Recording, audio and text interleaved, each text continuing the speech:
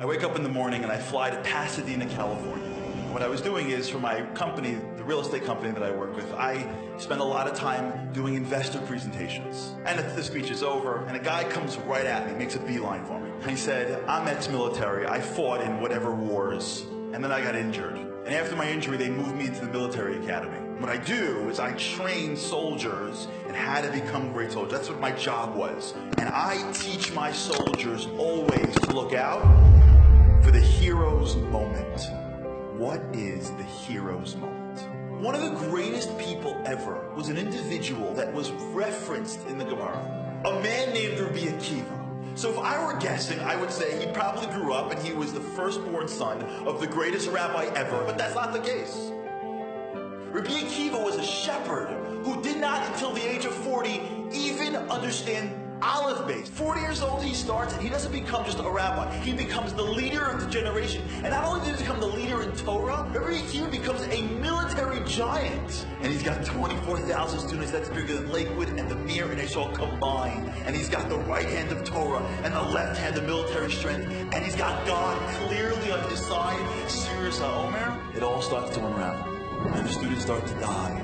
And it goes from bleak to bleaker to dark to black. What would a reasonable man do next?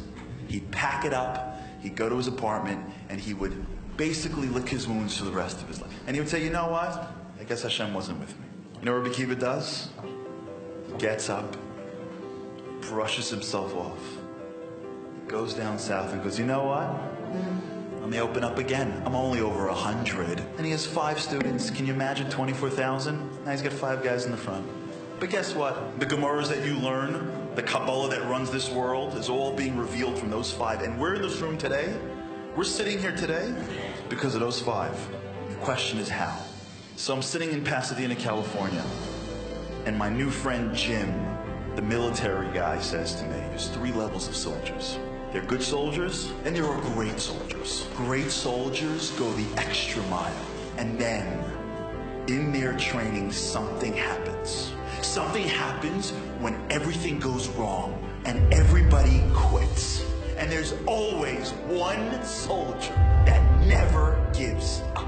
There's always one that, when all reasonableness says stop, says I am never stopping. That's the hero's moment.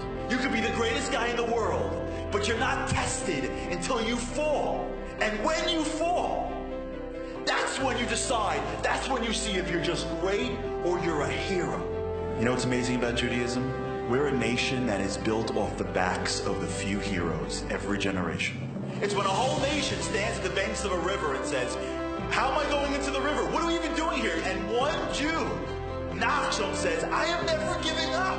It's one Jew when the whole world is sitting at the edge of Canaan, and they say, we can't go in, we can't fight, we're Jews. We can sue them, but we're never going to fight them. It's one Jew, Kali, that says, Allah na'aleh b'derashnos. It's one Jew, David, that says, Goliath is cursing out God. In every generation, there's those few Jews that when the going gets tough, they never give up. And it's in those small moments when they don't give up that they get all the benefits. There's some parents that never give up on their kids. Their teacher, their coach said that they're going to be nothing. And some parent says, I'm never giving up on my child ever. And it's in those moments that kid becomes that kid. I'm never giving up on my marriage. I'm never giving up on Judaism. I don't care if it gets hard. I'm going to do whatever it takes. Because only when it's tough do I become a hero.